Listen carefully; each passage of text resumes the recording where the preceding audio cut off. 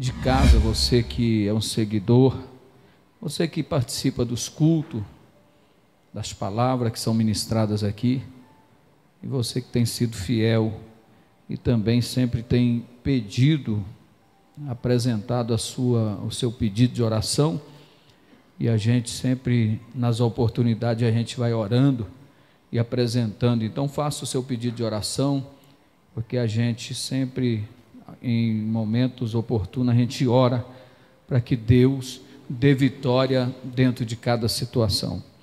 E Deus abençoe a sua casa e a sua família também. Seja muito bem-vindo. Mateus 16, versículo 18. Mateus capítulo 16, versículo 18, está registrado e escrito assim a palavra do Senhor: pois também eu te digo que tu és Pedro, e sobre esta pedra edificarei a minha igreja, e as portas do inferno não prevalecerão contra ela. Senhor nosso Deus, Pai Todo-Poderoso, nós estamos aqui, Pai, mediante a Tua santa, inerrante palavra, infalível palavra, porque o Senhor é grande, o Senhor é poderoso, e o Senhor tem todo o poder, e o Senhor também nos deu autoridade, para que nós possamos, Pai, orar aqui, e o Senhor derramar a bênção do céu até a terra. Então nessa noite, meu Deus, nós viemos diante da Tua presença, e que o Senhor nos dê graça, força e revestimento sempre, para continuar fazendo esta obra, que foi edificada pelo Senhor, para a glória de Deus. Aleluia. Igreja do Senhor e Salvador Jesus Cristo, amados, a palavra que nós lemos aqui, fala de um momento que Jesus estava em Cesareia de Filipe, porque haviam duas Cesareias, uma Cesareia dos judeus, e também havia Cesareia de Filipe, e esta Cesareia de Filipe, onde Jesus falou esse sermão, era um lugar onde era composto ali de muitas pedras, rochas, e também era um lugar específico de adoração a deuses estranhos, principalmente ao deus Baal. E Cesareia de Filipe era uma homenagem a César, o imperador romano, por isso era conhecida como Cesareia de Filipe. Essa ficava mais ao norte, mas a Cesareia dos judeus estava mais próxima ao mar. E quando Jesus está passando, fazendo essa pergunta para os discípulos, quem eles achavam que ele era, e aí eles começam alguns responderem, dizer que o profeta, ou Jeremias, e Pedro, naquele momento vai dizer, quando Jesus pergunta para ele, ele diz: tu és o Cristo, o Filho do Deus vivo. E naquele momento Jesus fala esse versículo que nós lemos aqui: pois também te digo que tu és Pedro, e sobre esta pedra edificarei a minha igreja, e as portas do inferno não prevalecerão contra ela. Então, quando a gente vê esse versículo da palavra de Deus, ao catolicismo eles dizem que Pedro é a base da igreja, Pedro foi o primeiro papa, mas na verdade quando Jesus fala para Pedro aqui que ele foi revelado através do Deus vivo todo-poderoso, Jesus não estava dizendo, porque Pedro é Petros no grego, que quer dizer pequenas pedras, cefas, que são pedras pequenas. Então esse é o significado do nome Pedro. E Jesus diz: Pedro, tu és pedra, e sobre esta pedra, Jesus está dizendo, porque Pedro ele não é a rocha que a igreja está firmada. Pedro, ele é alguém como nós, que teve o privilégio de receber a chave do reino de Deus. Por quê? Porque Pedro foi além dos outros, porque ele conseguiu ver o que ninguém via. Ele conseguiu discernir naquele momento que Jesus Cristo era o Filho de Deus. E Jesus disse: quem te revelou não foi carne nem sangue, mas foi o próprio Deus. É tanto que, se a gente olhar, a gente estudou no ensino passado aqui, que Pedro, ele vai abrir as portas para pregar aos judeus no dia de Pentecoste. Se você vê, ele está com a chave do reino. Também, se a gente observar, logo Pedro vai abrir as portas de pregar o evangelho aos gentios, na casa de Cornélio. Então, ele recebeu a autoridade dada por Deus. Não que Pedro é a base da igreja, porque Jesus está dizendo: tu és pedra, fagulha de pedra, mas sobre esta pedra tu edificarás a minha igreja, e as portas do inferno não prevalecerão contra ela. Se nós entendermos, Pedro era alguém tão comum como nós. Se no capítulo 18 de Mateus em seguir, nós vamos ver a igreja também dotada de autoridade e tendo o privilégio também de tomar decisões concernente àquilo que é espiritual. Então, só para a gente entender, e nessa noite eu quero falar aqui, dentro dessa passagem bíblica, falar um pouco sobre espíritos que procuram retardar o crescimento da igreja. Existem espíritos que querem retardar o crescimento da igreja. Eles simplesmente retardam, mas eles não conseguem impedir que a igreja cresça, porque Jesus é quem falou isso: e as portas do inferno não irão prevalecer. Não existe macumbaria, não existe obra, palavras mal faladas, não existe escândalo, não existe homem na face da terra, ou até mesmo o próprio inimigo, que possa parar a igreja de Deus. E se a gente observar, a gente percebe que desde a antiguidade, o que mais tentaram fazer foi o quê? Parar. Eles até conseguiam retardar um pouco, mas parar não para. Porque dentro das maiores lutas, maiores dificuldades, era onde a igreja mais crescia. E hoje, irmão, a igreja talvez ela não cresce tanto, é porque a igreja está muito à vontade. A igreja vive no acomodismo, a igreja não sofre perseguição. A igreja, ela continua, às vezes, passiva. Tem muita gente que serve a Deus de forma passiva. Já viu aquele ditado: não fede nem cheira, nem lá e nem cá, nem é doce e nem é salgado. Tem muita gente servindo a Deus assim. É o crente light, é um crente que ninguém talvez nem percebe, mas o verdadeiro cristão, aquele que mexe nas estruturas do inferno, aquele que batalha para que a obra de Deus desenvolva, ele é confrontado, ele sofre, ele é confrontado todo dia. Mas o que eu quero te falar dentro dessa passagem bíblica, que o inimigo, o diabo, ele tem sempre esses espíritos preparados para atacar as lideranças e as igrejas. O inimigo é terrível. O inimigo sempre vai levantar adébitos para que tentem retardar o crescimento da igreja, prejudiquem a igreja. Mas nós somos um povo forte, porque a nossa base, nós respeitamos o discípulo, o apóstolo Pedro, porque foi grande homem de Deus e viveu uma vida intensa na presença do Senhor. Mas a nossa base não é Pedro, a nossa base não é Maria, a nossa base não é o papado, a nossa base é Jesus Cristo Nazareno. A igreja, ela não é uma organização, a igreja não é um título, a igreja é o organismo, é o corpo vivo de Cristo. E eu estou diante da igreja do Senhor, que recebeu a mesma autoridade que Pedro recebeu, quando reconheceu que Jesus Cristo é o Filho de Deus.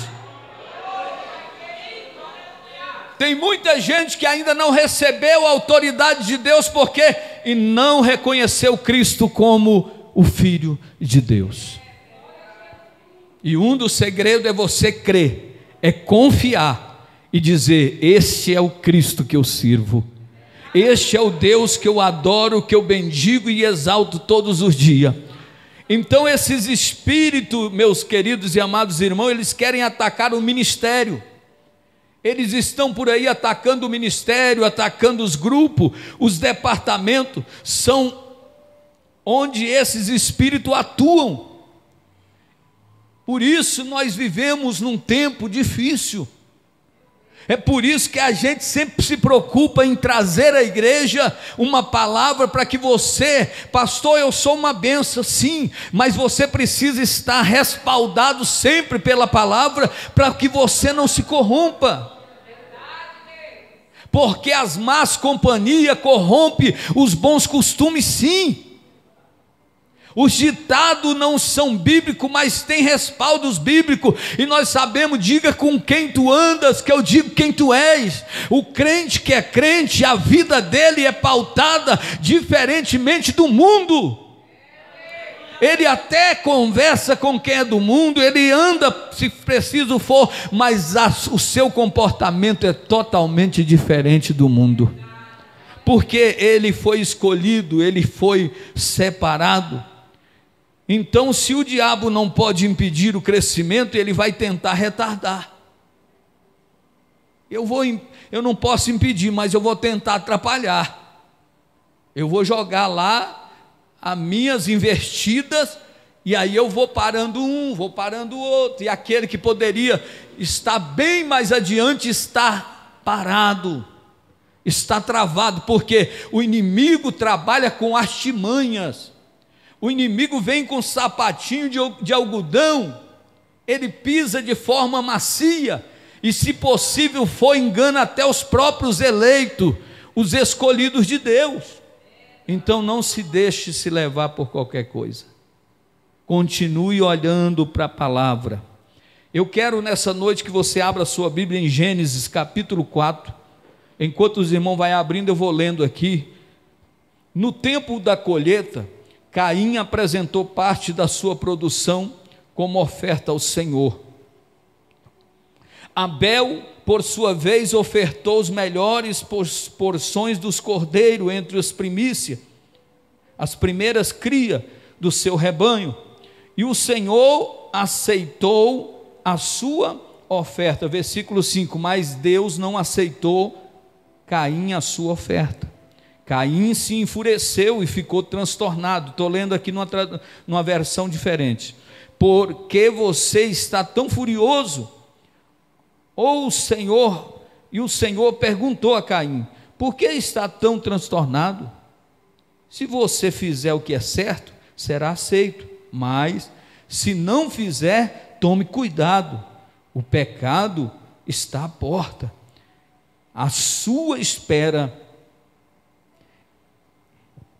e deseja controlá-lo, mas é você que deve dominá-lo. 8. Caim sugeriu ao seu irmão: vamos ao campo. E enquanto estava lá, Caim atacou e matou o seu irmão Abel. Olha bem que as armas que o inimigo usa, a arma chamada inveja, esta é uma arma que tem sido introduzida nas igrejas, a inveja. Veja que Caim se sentiu inveja porque o sacrifício do irmão foi aceito e o dele não foi. Tem cabimento uma coisa dessa? Tem cabimento uma pessoa sentir inveja do outro? Por quê? Porque o outro canta e a glória de Deus desce, quando ele faz, não acontece nada, e ele tem inveja do irmão que canta. Ele tem inveja do irmão que consegue se relacionar com as pessoas, e essa pessoa tem um convívio tão gostoso que todos querem estar com ela, mas ninguém quer estar com ele, e ele sente inveja por causa disso. ele se sente doído por causa disso, ele é como um câncer corroendo essa pessoa, é o espírito da inveja, é aquilo que o inimigo tem usado para tentar retardar o crescimento da obra de Deus.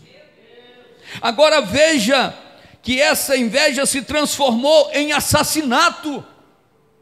A inveja era tão grande na vida de Caim, ele ficou tão transtornado, tão furioso, que essa inveja vai se tornar em assassinato. Ele podia ter reconhecido o sacrifício do seu irmão, que era melhor, e pedir ajuda para ele.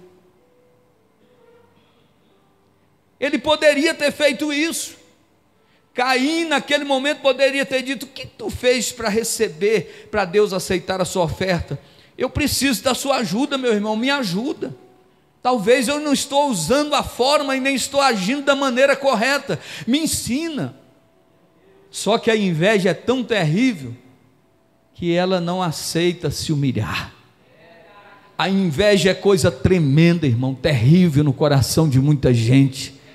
Não pode ver ninguém sobressair, não pode ver ninguém prosperar, não pode ver o irmão comprar uma bicicleta nova, um carro novo, já fica com o olho desse tamanho, perguntando: mas eu estou aqui, eu tenho um trabalho, eu ganho tanto, esse rapaz ganha um salário mínimo, está de carro novo. Irmão, deixe essa inveja para lá e siga na presença de Deus. Então Caim está transtornado, ele vai assassinar o seu irmão, mas seria bom se ele dissesse: me ajuda, eu não estou conseguindo, o que eu errei, aonde eu errei? Mas a inveja mata. Tem gente que tem inveja de outra pessoa, que isso tem afastado muita gente da presença de Deus. A inveja é algo terrível, irmão. Caim matou Abel por inveja, mas ele podia ter sido humilde e aprender com seus irmãos. Ele preferiu matar o irmão. Deus vai falar com ele, mesmo assim ele preferiu fazer o que era errado. E nós olhando aqui, nós vamos entender o que? Muitos irmãos matam outros dentro da igreja por inveja. Tem muito irmão matando irmão, tem muito irmão desejando o fim do irmão, torce contra. Tem gente, irmão, não conte os seus sonhos, não conte o seu segredo para qualquer pessoa, porque tem muita gente torcendo contra o seu relacionamento, o seu casamento, a sua vida profissional, a sua vida ministerial. Em nome de Jesus, peça cobertura. Ele pode parar o que Deus tem na sua vida? Não, mas ele pode retardar. Porque o que tem de gente ferida, machucada, gente que não quer mais fazer a obra porque foi tão invejado, foi tão perseguido, ficou desacreditado, sem ter nenhuma esperança. Porque a inveja é algo terrível, e isso é algo que impede muita gente de receber a bênção da parte do Senhor. Então nós entendemos que tem gente matando irmão dentro das igrejas e ainda torce contra por inveja. Por isso que a Bíblia adverte em Provérbios 27:4: a ira é cruel e a fúria como inundação, mas a inveja é mais ainda, muito mais perigosa. Entenda que a ira é cruel, é algo cruel. A fúria é como uma inundação, inunda tudo.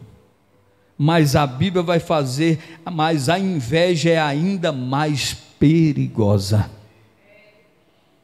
Aonde há pessoas invejosas, aonde há pessoas invejosas, o perigo é grande. Por isso nós temos que tomar cuidado com o que nós falamos.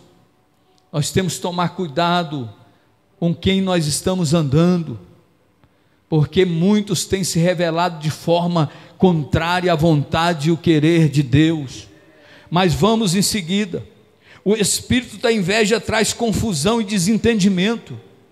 Olha aí, o espírito da inveja traz confusão e desentendimento. Tiago 3,16: pois onde há inveja e ambição egoísta, também há confusão e males. Olha aí, todo tipo, e inclusive ressentimento. Pessoas que estão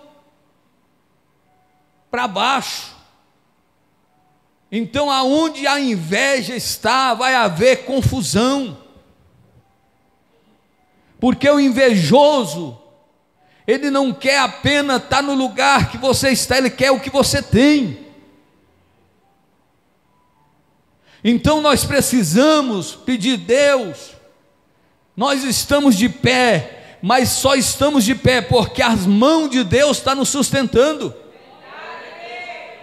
Não pense que todos que batem no seu ombro é seu amigo, porque você vai identificar os seus amigos de verdade no momento que você precisar deles. Quando você estiver na sarjeta, quando você estiver na dificuldade, aí vão se apresentar os verdadeiros amigos. Amigo de festa, amigo de banquete é fácil, amigo de momentos luxuosos, maravilhosos é magnífico, mas amigos que estão na dor, na dificuldade, no deserto, aí você vai entender quem são os seus amigos de verdade. E isso tem acontecido muito. Temos que tomar cuidado, porque a nossa carne inclina para a inveja. Então, pastor Roberto, o senhor pode ser invejoso? Posso. Se eu não me policiar, o que Deus diz para Caim?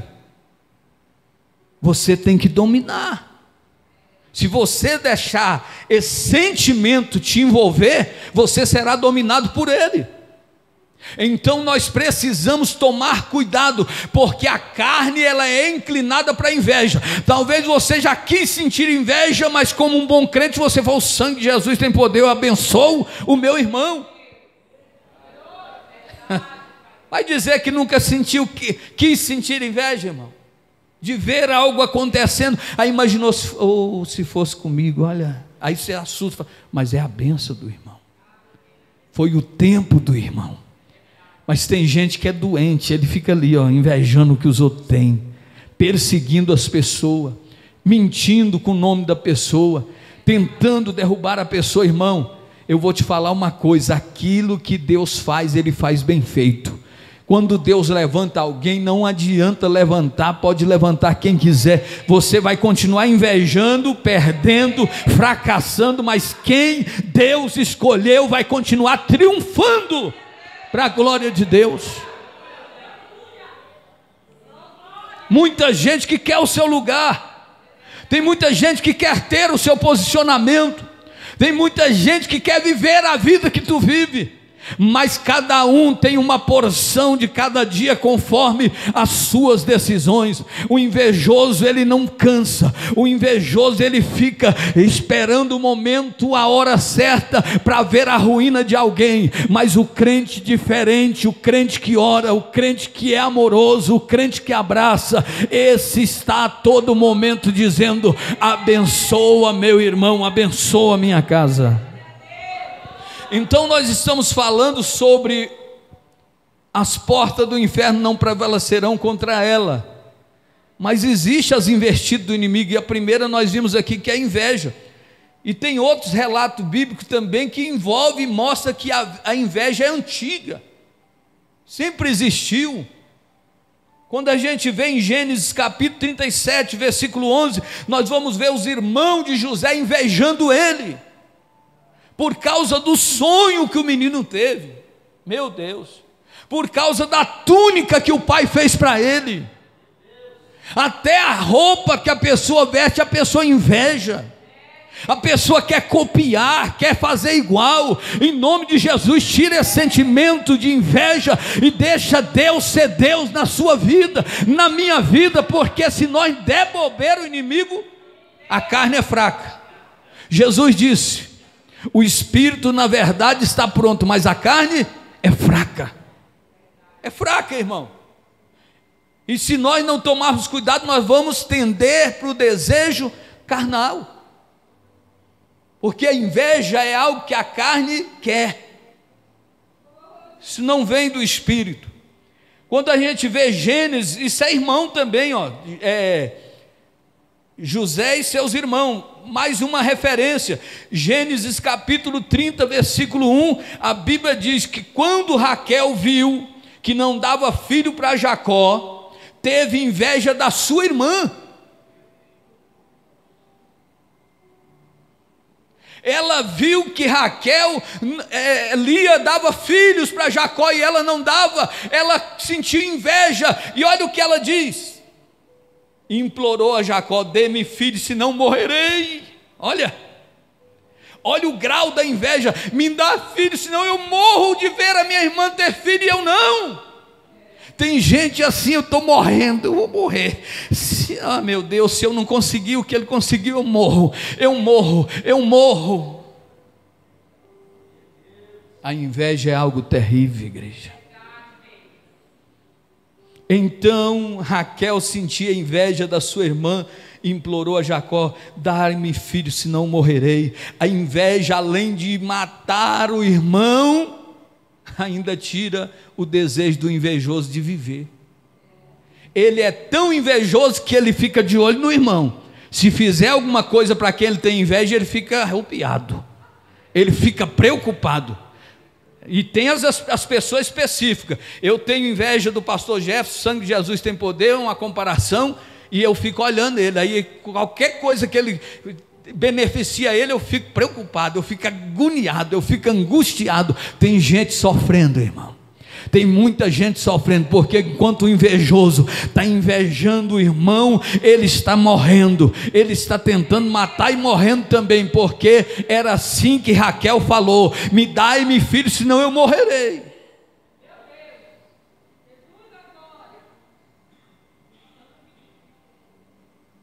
É um tempo que estamos vivendo, e se a gente vê, realmente ela teve filho e morreu mesmo, quando nasceu Benjamim. A inveja era tão grande que ela teve que morrer. E assim está acontecendo nos dias de hoje. Tem gente que vai fazer o seguinte: vai subir no Monte Nebo, vai avistar a terra, mas por causa da inveja, ele não vai entrar lá. Tem muita gente que vai chegar na porta da bênção, mas por causa da inveja que está no coração, ele vai só ver o tamanho da bênção e não vai poder participar. Que Deus, nosso Pai Todo-Poderoso, tire todo o sentimento de inveja do nosso coração. E se tem, irmão, tem que pedir Deus para arrancar, tem que descer no jejum, na oração, quebrantar a carne, porque isso é um desejo carnal. É a carne que gosta disso. Então nós vimos aqui que a primeira coisa que o inimigo usa para tentar atrapalhar o crescimento da obra é a inveja. Segundo, ciúme. Números capítulo 11, versículo 27 ao 29, está escrito assim na palavra de Deus. Abra sua Bíblia e acompanhe. Então correu um moço e anunciou a Moisés e disse: Eldade e Medade profetizam no arraial. E Josué, filho de Num, servidor de Moisés, um dos seus jovens escolhidos, respondeu e disse: Moisés, meu senhor, proíbe-los, proíba-los. Porém Moisés disse: tu tens ciúme por mim? E continua o versículo: quem dera que todo o povo do Senhor fosse profeta, e que o Senhor pusesse o seu espírito sobre ele.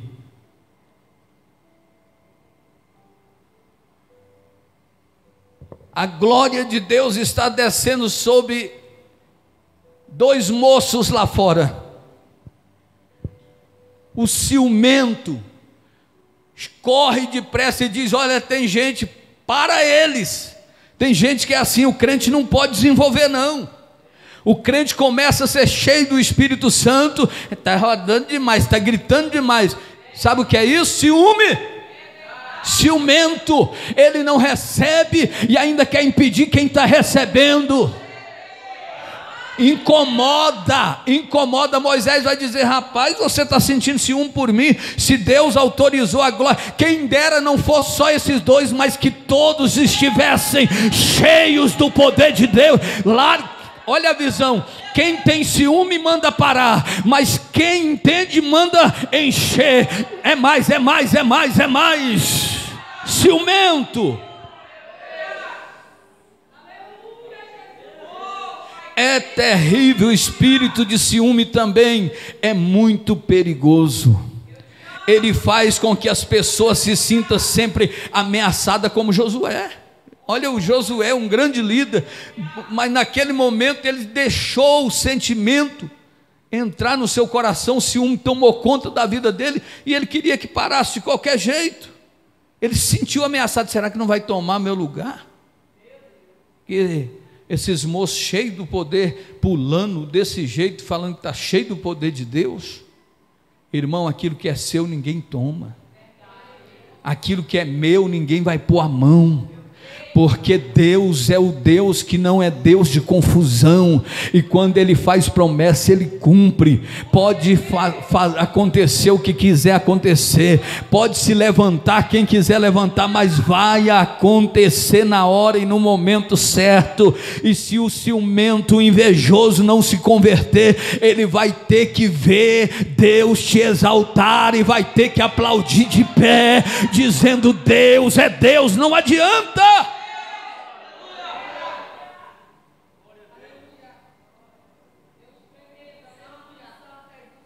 Irmão, sobre a influência desse espírito, tem uma dificuldade tremenda em dividir funções. A pessoa ciumenta, ele quer tudo para ele, é tudo meu, ninguém toca, sai para lá, é tudo meu. O irmão quer ajudar, vai para lá, irmão, quem toma conta. Já tem 10 anos que eu estou aqui, ninguém põe a mão. Espírito do ciúme, ele não consegue, tem dificuldade tremenda em dividir funções. Mas o verdadeiro crente é aquele que está num trabalho, ele está dividindo tarefa, ele está colocando o máximo de pessoa envolvida, mas não é exclusivo meu nem seu, é a obra de Deus e ela tem que ser feita. Quando Jesus disse: Pedro, tu és fagulha de pedra, Jesus está dizendo: olha, através de você outras pedrinhas vão vir, outras pedrinhas, fundamento sobre fundamento, vão chegando, vão agregando, e essa igreja vai ficando forte. Ei, ninguém nasceu para ser ilha, ninguém nasceu para viver só. Se você quer ficar só, entra aí numa ilha distante, onde não tem ninguém, fica lá sozinho, isolado, porque quem foi chamado para vencer na batalha e servir o Senhor, vive no meio da multidão.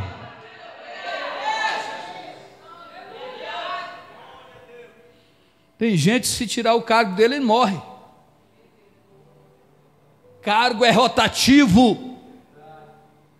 Pastores, todos os pastores em congregação são cargos rotativos. Você vai morrer por causa disso? Não pode. Ah não, mas foi eu que não, a obra é de Deus.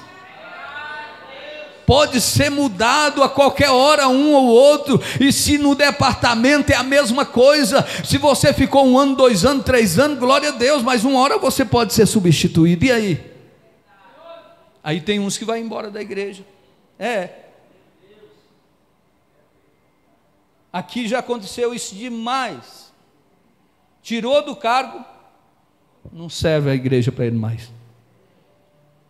Estou indo embora, pastor. E quando não vai embora, senta no banco e fica indiferente aí, ó. Não ajuda, não participa e fica ali, ó, com o olho desse tamanho, com ciúme e inveja. Eu quero ver se vai dar certo agora na direção desse irmão. Eu quero ver se vai funcionar. E tem gente que torce, porque o invejoso assim, ele torce para não fluir. A obra é de Deus, irmão. Tem gente que não se converteu ainda, tem gente que não aprendeu ainda. Tem gente imatura espiritualmente falando. Pastor Adriano precisa de ajuda, pastor Josa precisa de ajuda, eu preciso de ajuda, o pastor Adriano Nascimento precisa de ajuda, todos os pastores precisam de ajuda, e a visão do reino é uma visão grande. essa visãozinha de negócio que fulano entrou, eu estou saindo, vai embora, usado pelo demônio. É porque está sendo usado pelo demônio. Porque se você observar para saber que Pedro não é a base da igreja, mais adiante no versículo 23, Jesus vai falar assim: para trás de mim, seu Satanás.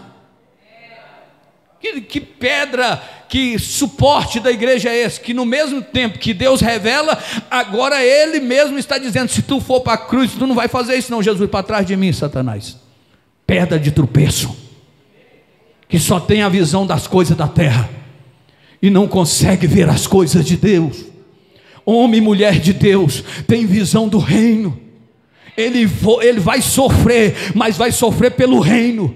Ele vai sofrer, mas a obra não vai sofrer, porque ele vai se desgastar, ele vai até chorar, ele vai até sofrer, mas a obra não vai sofrer. Por quê? Porque ele faz parte do reino.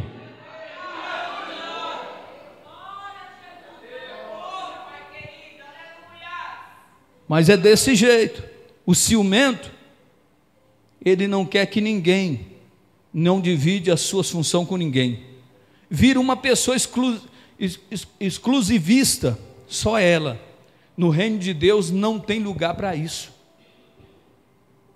Ninguém aqui é exclusivo. O reino de Deus não funciona desse jeito. O reino de Deus é um corpo, e um corpo bem ajustado.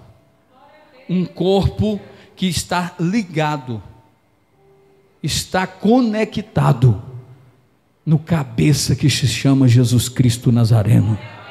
E tudo que a igreja faz, tudo que o departamento faz, tudo que o grupo de missão faz, tudo que o co-pastor faz, tudo que a diaconisa faz, o membro faz, o novo convertido faz, é para a glória de Deus.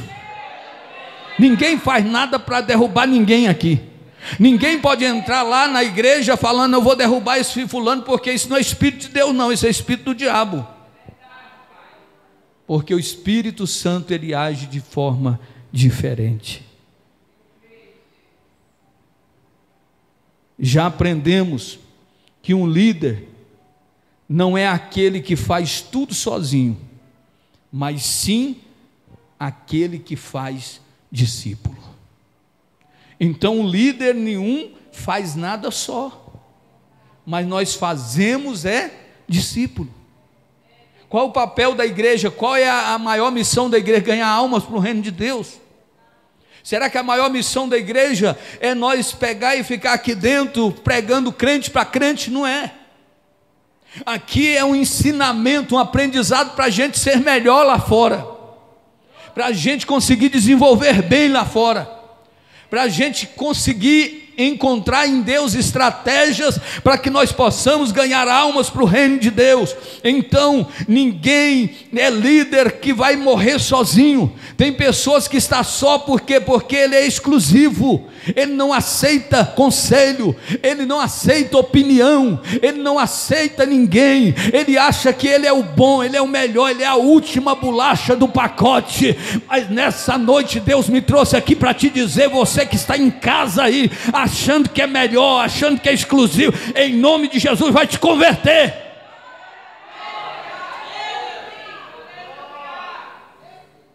Aí depois está com a cara desse tamanho, com vergonha, mas não está dando certo. Uai, não está dando certo e nem vai dar, porque você é exclusivo, você acha, é ciumento, fica de olho em tudo está fazendo. Quem é que fulano foi fazer lá?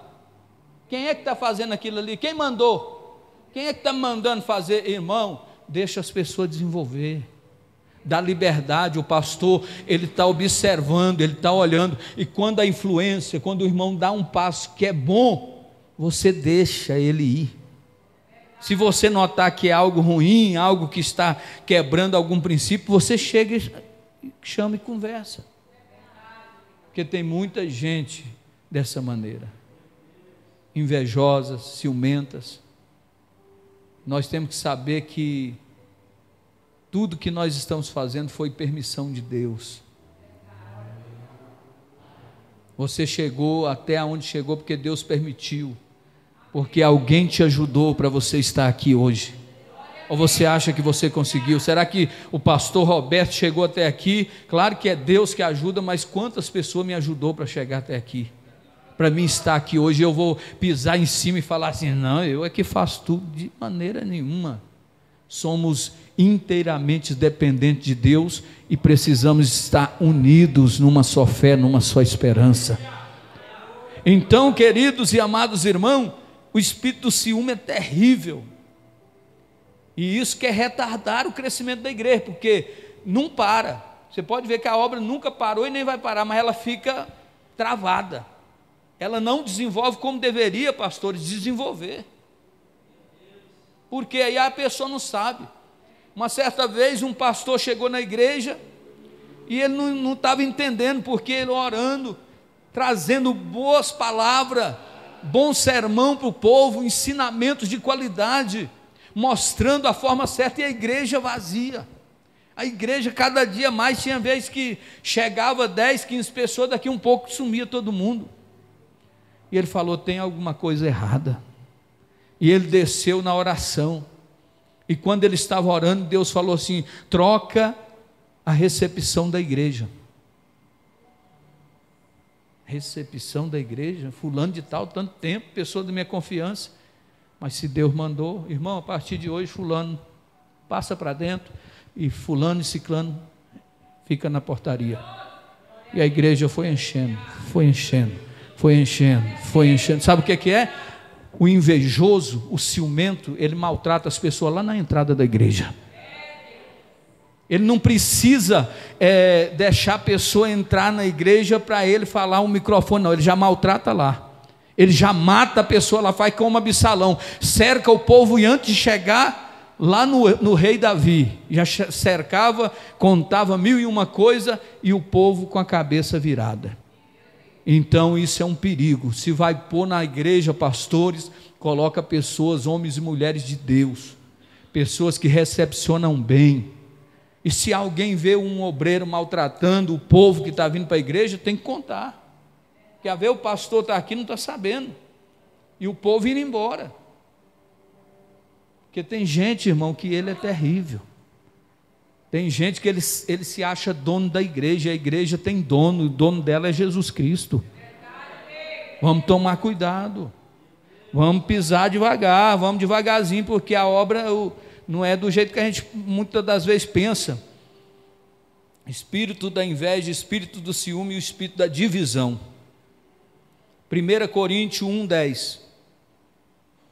1 Coríntios 1, versículo 10. Abra a sua Bíblia, irmão, está no culto de doutrina, fica aí apático não, pega a sua Bíblia, abra a sua Bíblia para você conferir, que é a Bíblia, nós estamos no ensino, nós estamos na palavra aqui, para não falar, o pastor falou besteira, não é não. Olha aí, irmãos, em nome do nosso Senhor Jesus Cristo, suplico a todos vocês que concordem um com os outros no que falam, para que não haja divisões entre vocês, e sim todos estejam unidos num só pensamento e num só parecer. Olha que a Bíblia está falando aqui, o apóstolo está recomendando e dizendo, gente, eu quero suplicar, olha aqui, ele está suplicando, eu suplico, em nome de Jesus, que todos vocês concordem um com os outros. Aí um faz, o outro fala assim, eu não aceito, isso aí não. Sabe por que a igreja está perdendo? Por falta de união. Sabe por que a igreja não está melhor? Falta de união. Aí a igreja sede é a igreja do grupo A igreja do setor sul, ou do setor do mutirão, é do grupo B e C. Nós somos um só povo. A mesma palavra que está aqui, está lá. O mesmo Deus que opera aqui, opera lá. A mesma autoridade que está aqui, está lá. Não, mas lá o povo é diferente. Eu não concordo com a sede, eu não concordo com a congregação, com o pastor fulano. Irmão, o que Paulo está falando aqui é coisa séria. Vamos começar a concordar um com os outros, porque senão nós não vamos chegar a lugar nenhum. Vai ficar um povo que parece expressivamente um grande número, mas quando vai, naquele ditado, no fritar dos ovos, não dá nada. Aí você olha e fala assim, mas cadê a multidão? Cadê o povo? Aonde é que estavam eles? Na hora da necessidade, da verdade, do negócio acontecer, não acontece. Eu fico preocupado, porque quando as pessoas lá no mundo resolvem fazer qualquer coisa, eles fazem uma festa, que eles dizem lá fora, chama festa de arromba, festa de esbagaçar o trem.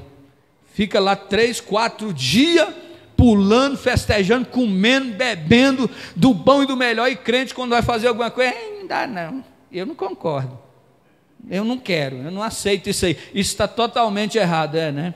Então tá bom. Aí o mundo é que vai ter que ser exemplo melhor do que a igreja, que é um povo que prega amor, que prega unidade, que prega que temos que andar de mão junta, mas não queremos concordar com nada. Eu não concordo. E não haja divisão entre vocês, porque aonde não há concordância há o quê? Divisão. Aí o povo fica o grupinho dentro da igreja, o grupinho do pastor Roberto, o grupinho do pastor Jefferson, o grupo do pastor fulano, do obreiro ciclano, do bodinho fulano, e os grupinhos aí ficam ali, aí um fala uma coisa, o outro fica rindo. Aí lá, está falando que vai fazer isso, fazer aquilo, aonde? Mas nós precisamos mudar a nossa visão. Nós precisamos ser mais irmão. Não é irmão que tem que estar em riba um do outro dia e noite, não, é irmão aqui dentro, irmão, ó. Irmão de verdade, irmão de coração, irmão que quando você não precisa entrar aqui e me ver falando, abençoa fulano de tal, porque eu vi fulano de tal entrar, não, é lá no meu quarto, na minha oração, falar, Senhor, abençoa o povo, abençoa a tua igreja, abençoa os obreiros, pastor, é esse o irmão que precisa ter, o irmão de verdade. Então nós percebemos que Paulo está dizendo aqui à igreja de Corinto que eles estão causando grandes divisões. Na verdade, a divisão é uma consequência do espírito da inveja e do ciúme. Veja que está só agrupando. Tem inveja, tem ciúme, então vai ter divisão. Meu Deus. O diabo sabe que é impossível um ministério, um grupo, uma igreja crescer quando há divisão. O diabo sabe disso, irmãos, que quando a igreja anda desunida, ela não vai crescer.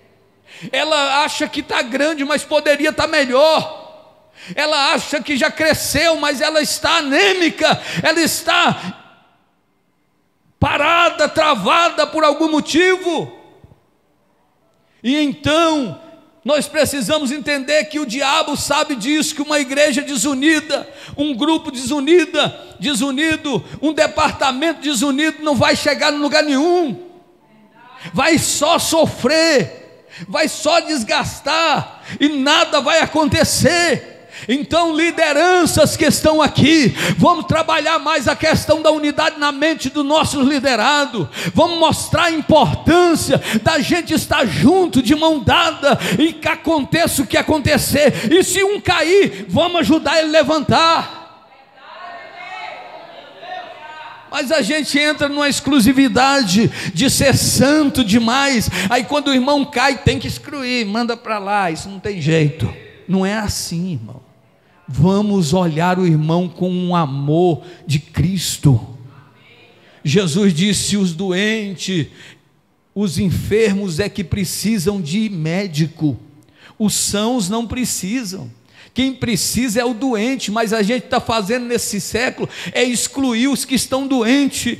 A gente não senta para conversar, mas a gente aponta, a gente fala mal, a gente critica, a gente desconcorda, mas em vez de desconcordar, esparramar a fofoca, falar o que não deve, senta com essa pessoa caída, com essa pessoa enfraquecida, chama ela e diz: olha, você é importante para mim, para Jesus, para a obra. Daqui um pouco aquela pessoa vai ressurgir do nada, e daqui um pouco ela começa a fazer a obra, começa a ajudar pessoas, porque quem é ajudado ajuda. Mas quem é desprezado carrega o desprezo no coração. Tem muita gente vivendo desse jeito. Olha o que diz Amós 3, versículo 3: acaso andarão dois juntos se não estiverem de acordo? É impossível andar juntos se não tiver concordância. Aí um puxa para cá, o outro puxa para lá. É, desse jeito. E como é que anda?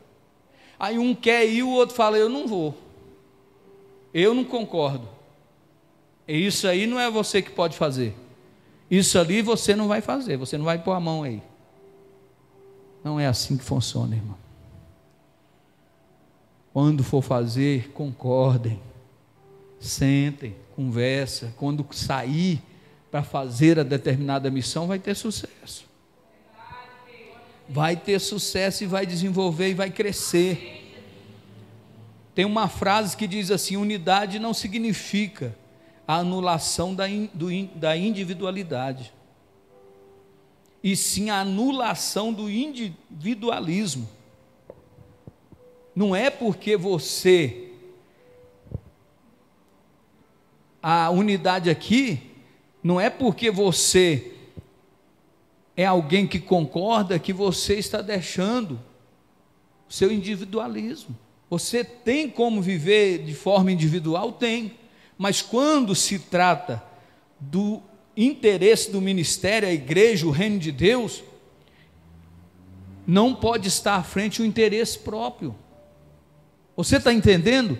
Então nós não podemos achar que, não é que você não tem sua fala, você tem o seu posicionamento, mas quando se trata do reino, você não pode manter sua individualidade. Você tem que ter visão de reino. Você tem que olhar e dizer assim: eu não gosto de comer quiabo, mas hoje eu vou comer quiabo, porque algo Deus vai fazer aqui. Eu nunca peguei no cabo da enxada, mas hoje eu vou pegar no cabo da enxada. Por quê? Porque a obra é de Deus. Não existe esse negócio, eu não faço, eu não sei, eu não quero, eu não vou fazer, eu não vou de jeito nenhum. Não existe. Isso é coisa de gente individualista. Isso é coisa de gente que não sabe o que é unidade. Está reunidos, mas não tem unidade. Só tem multidão, mas não tem a qualidade da unidade. Então é melhor ter alguém, um grupo menor unido, do que um grupo grande desunido. Porque no grupo unido o povo tem organização, o povo é temente a Deus, o povo sabe para onde vai. Agora, onde há multidão, meu amigo, você vai ter ali inveja, ciúme,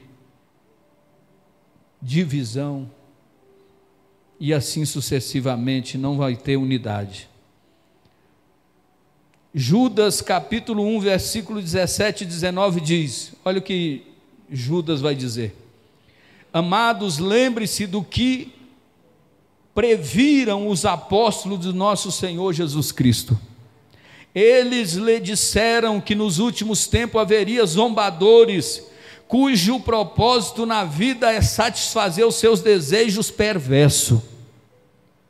Eles provocam divisões entre vocês e seguem os seus instintos naturais, pois não tem neles o Espírito.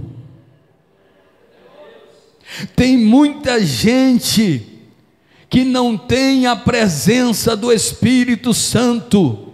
Um cristão que tem prazer em promover o espírito de divisão ainda não tem o Espírito Santo de Deus.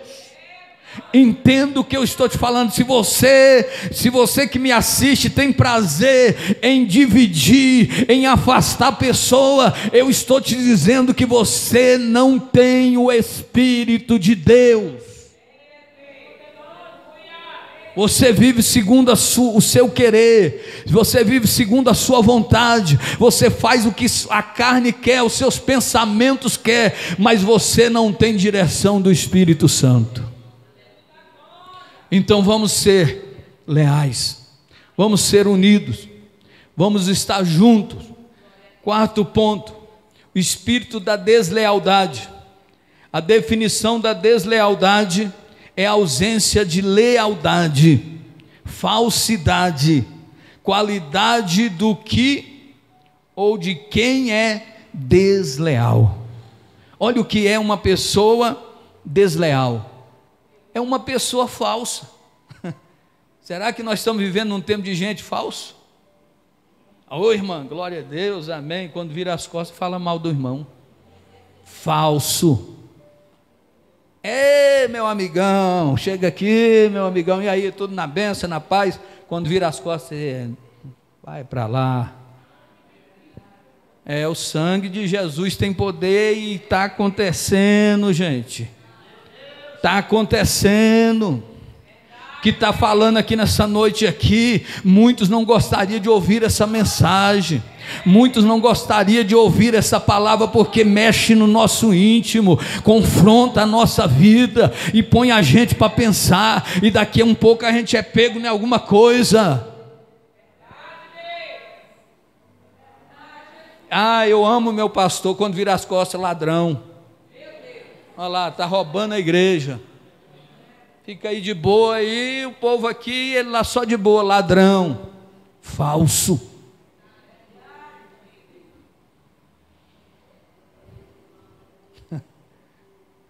Tem superstição, né? O povo fala, a orelha deve estar queimando do fulano. Isso não é coisa de Bíblia não, irmão, isso é superstição. Tem muito crente supersticioso, viu? Tem muito crente aí seguindo superstição. Crente ainda trazendo tradição do catolicismo, de coisa que aprendeu lá fora. O crente não tem superstição, o crente tem convicção no Deus que ele serve, e ele sabe que Deus é suficiente em tudo na sua vida. Eu creio que no nosso meio não tem ninguém assim desleal, mas precisamos ter cuidado para não termos atitudes desleais. Existem alguns estágios da deslealdade. O primeiro dela é a independência. Você sabia que uma pessoa desleal, ele é independente? Ele não segue regras, ele não aceita. Fala, fulano está falando, mas ele não obedece. O líder fala e ele faz entrar aqui e sair aqui, ele fala assim, isso é normal, eu faço o que eu quero. Isso é alguém desleal, porque alguém, quando é leal de verdade, ele segue a sua liderança, ele ouve a voz do seu líder, e ele diz, se o meu líder falou, está respaldado biblicamente, eu estou nele, eu estou nessa visão. Então ele não segue regra da organização da igreja, ouve, mas não obedece. Aí ele faz bem assim, ó, e o coração está assim, não adianta eu pregar aqui, você fazer assim e fazer tudo errado. O que adianta? Eu vou fazer isso para agradar o pregador, o preleitor. E o que adianta isso, irmão? É por isso que a falsidade instalou dentro das igrejas. É por isso que tem muita gente morrendo. É por isso que não flui da forma que devia fluir. Não vai parar a obra. Nós vimos aqui que quem edificou foi Deus. Mas tem muita gente sendo usado pelo inimigo para retardar o crescimento da obra de Deus.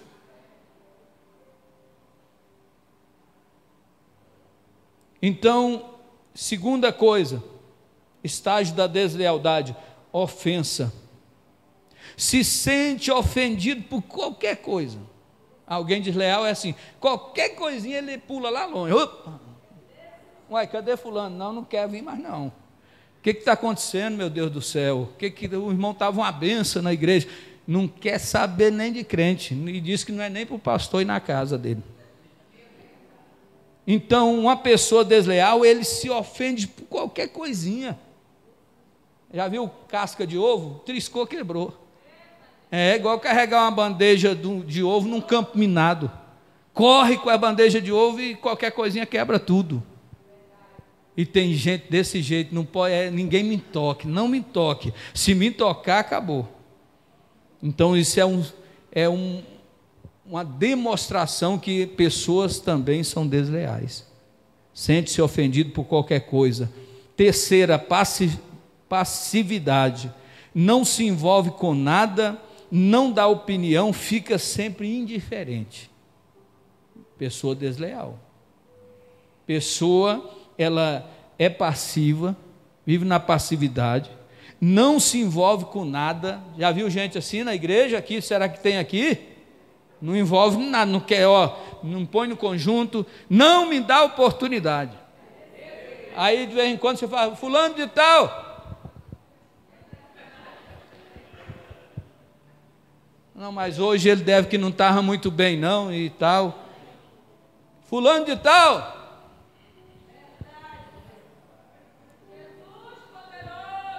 Não é dizimista, não apoia projeto nenhum da igreja, não participa de conjunto, não participa de congresso, não participa de nada, fica indiferente dentro da igreja, fica sempre ali, indiferente, só observando.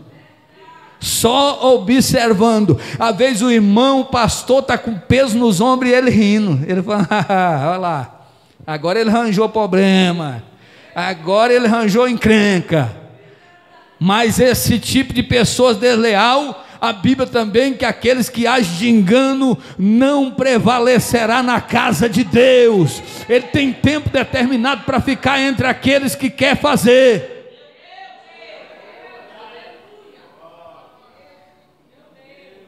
Alguém que é desleal também tem um espírito político. O que é isso, meu Deus do céu? Acabou de passar uma política aí, está sempre querendo envolver outro nas suas ideias traiçoeiras. Ele é o partidário, ele quer fazer partido, aí ele quer formar grupo, aí ele fala assim, não é, irmão, você acha isso certo? Aí chega um e fala, é mesmo, eu também não concordo. Aí fulana, vem cá. Aí chega a irmã santa, cheia do Espírito Santo, fala, irmão, vai orar, irmão, vai converter. Vai para lá. Aí chama o outro chega, fala assim, você concorda, vai aumentando o grupo dos políticos.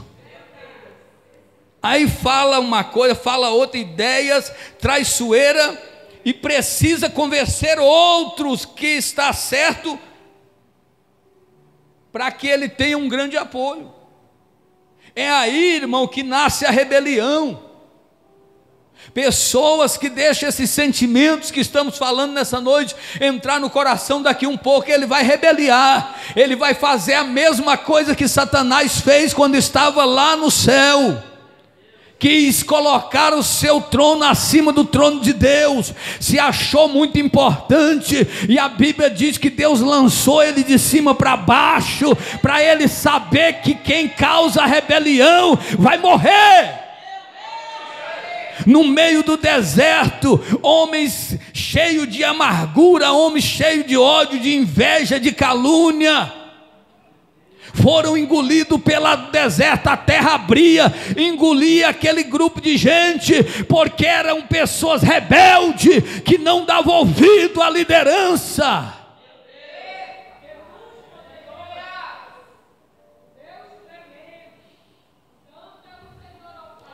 E é interessante,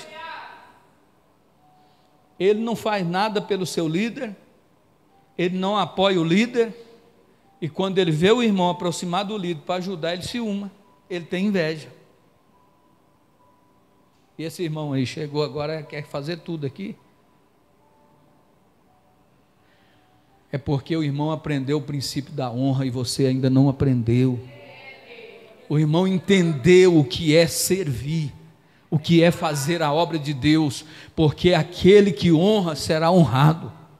Tem muita gente morrendo, tem muita gente descendo à sepultura, tanto espiritualmente como fisicamente, por causa de não obedecer. Filhos morrendo porque desobedecem aos seus pais. Vamos lá, senão não dá tempo. Rebelião é o momento de manifestar a obra e a palavra de tudo aquilo que estava escondido no coração por muito tempo. lembrando que a pessoa sempre tem dificuldade. Irmão, você pode escrever o que eu estou falando aqui, ó. O rebelde, o cara que vai rebeliar, ele tem dificuldade em obedecer. Você pode ir notando no rebelde que ele não obedece. Ele é assim, ele vai obedecer, vai fazer de conta que está obedecendo, forçado. Ele não entendeu o que é o princípio da obediência. E a Bíblia diz: é melhor obedecer do que sacrificar. Então, em nome de Jesus Cristo, vamos entender que o espírito da rebeldia é somente quando a pessoa rebela, ele só está mostrando aquilo que já estava no coração dele. E o sexto aqui da deslealdade é a morte. Olha aí, casos como o de Lucifer, que foi lançado de cima para baixo. Absalão, o que aconteceu com ele? Morreu por causa do quê? Por causa da deslealdade. Aitofel também a mesma coisa. Simei a mesma coisa. Adonias, Judas, deram em morte espiritual ou física. De alguma maneira essa pessoa vai morrer. Aí tem gente falando assim: ai pastor, mas eu desobedeço e não estou morrendo, estou vivo, eu aqui. Talvez você já está morto espiritualmente, ó. Faz tempo e não sabe. É um morto vivo andando, mas está morto no seu interior. Então nós precisamos pedir a Deus, e uma das coisas que traz a deslealdade é o poder. A pessoa faz tudo, muito sentimento motivador de tudo isso é o poder, porque tem gente que ele é desleal, ele pisa por cima, ele faz o que precisa fazer por causa do poder. Tem gente que ele quer mandar, tem gente que ele quer estar na posição de mandar, ele quer ouvir, quer que as pessoas estejam ouvindo ele, obedecendo ele, porque se ele não estiver nessa posição, para ele não serve. Você pode ver a pessoa quando rebelia. Por que ele está rebeliando? É porque ele quer ser o pastor presidente. Ele não está satisfeito em ser um pastor local, um obreiro fulano, um obreiro ciclano, não. Ele quer ser o pastor presidente. Aí logo ele vai levantar a placa dele, o nome da igreja tal, e vai colocar lá: a igreja fulano de tal, a igreja das obras eternas, igreja fogo puro. E aí pronto, ali agora ele está na posição que ele sempre queria, ser o pastor presidente. Muita gente traz por trás de um sentimento de independência, um desejo de poder e mando. Querem ser seus próprios líderes, não querem prestar conta de nada, não aceita a demoestação, exortação, nomeação e assim sucessivamente. A prevenção contra a deslealdade é a sinceridade, a transparência, a obediência, sobretudo o amor. É a única arma para vencer a deslealdade, é a gente ser sincero, é a gente ser transparente, é a gente ser obediente e, por mais importante, é a gente ter amor no coração, porque quando alguém ama de verdade, ele não trai. Quando alguém ama de verdade, ele não muda o itinerário, ele vai até o fim, mas vai continuar dando glória e exaltando o nome do Senhor. Por quê? Porque ele sabe que a recompensa dele não é nessa vida, não é nessa terra, mas Deus está preparando o galardão para entregar para aqueles que são sinceros, que são transparentes, que são obedientes, têm amor no coração, irmão. Provérbio 14:14, já estamos caminhando para o fim. O desleal recebe o que merece, mas a pessoa de bem é recompensada. O desleal vai receber o que ele merece, irmão, mas a Bíblia diz aqui que o homem de bem, a pessoa de bem, será recompensada. Provérbio 19:22, a lealdade torna a pessoa cativante.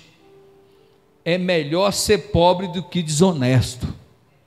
É a melhor coisa, irmão. Você não pode ter nada, mas você sendo honesto, sendo leal, está bom demais.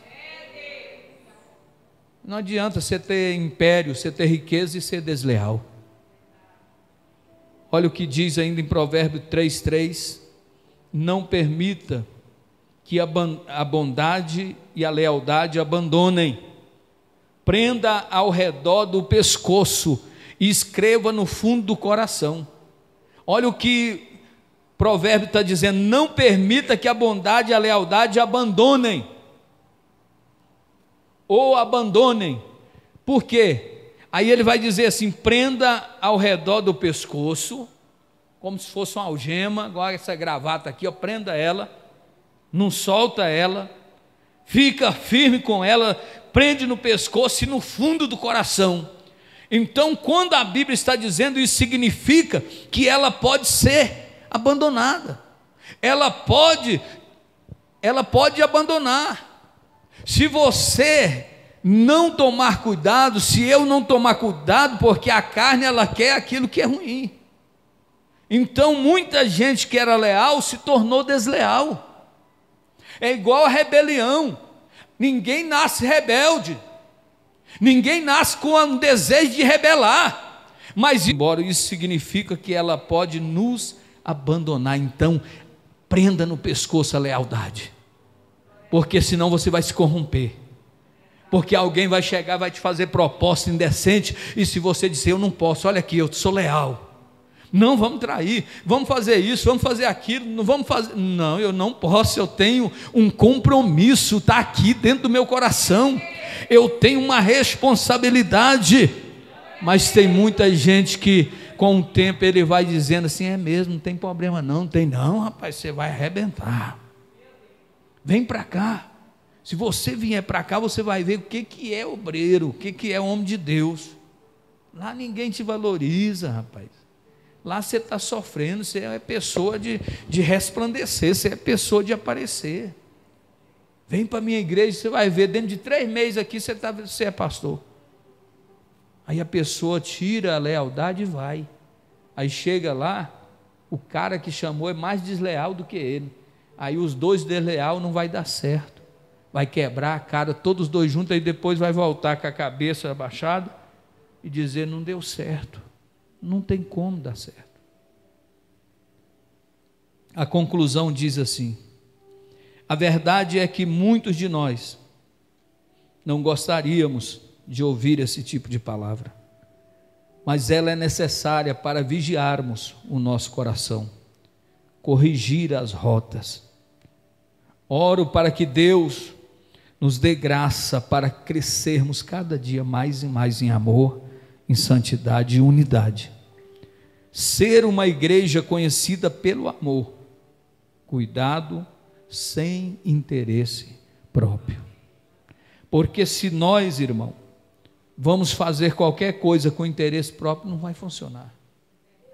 Cada um de vocês que estão aqui, quem está nos acompanhando em casa, na sua igreja, onde você congrega, dê o seu melhor. Faça, não para você, mas faça para o reino de Deus. Faça com alegria, com fidelidade. Até mesmo a semente, quando vai ser semeada, semeia com alegria. Quando for cantar, canta com alegria e amor no coração. Quando for ministrar, ministra com o coração. Que Deus venha nos dar força, porque existe esses espíritos que tentam retardar o crescimento da obra de Deus, mas não vão conseguir, porque maior é aqueles que têm lealdade no coração. Eu sei que vocês que estão aqui, vocês são alguém que foi chamado e não deixa que nada tire esse pensamento de fazer a vontade de Deus, porque as propostas vão chegar, o inimigo vai chegar e ele vai armar as suas armadilhas, e só vai prevalecer aquele que verdadeiramente está com a lealdade presa ao pescoço e guardada no coração. E nesse momento eu te convido a colocar de pé, para a gente orar, e que nesta oração, você não vai orar para ninguém, você vai orar por você mesmo. Cada um de nós vamos orar por nós mesmos. Cada um de nós vamos clamar para que Deus tenha misericórdia e não nos deixe afastar da presença de Deus. Porque os dias são maus, o amor tem se esfriado e muitas vidas estão na sarjeta caídas, precisando de mim e de você.